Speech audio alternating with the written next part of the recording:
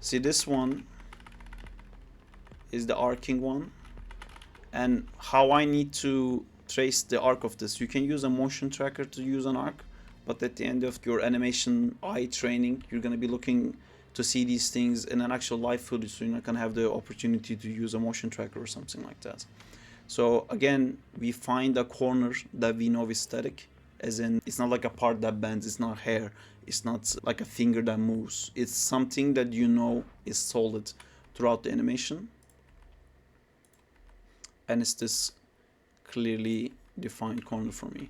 And I can see in these frames that it is making a nice arc.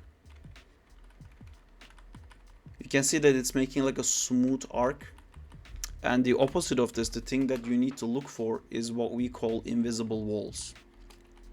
And invisible walls, you can track it the same way, where the arc is not smooth. When what will happen is that you will have a linear line. Instead of like having like a curvy line, you will have a linear line.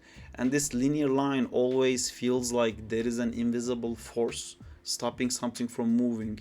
Because as I said, in like physics, everything creates a nice arc all the time. Only if there's like something in the world that's stopping that, that's when you would get like a linear line like that. And you can track it here.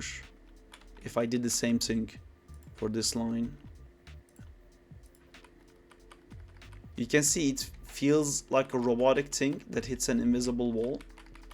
And when you're looking for animation to give feedback to yourself and others, this is what you will be looking for. You will be trying to find a relationship between at least 3 frames.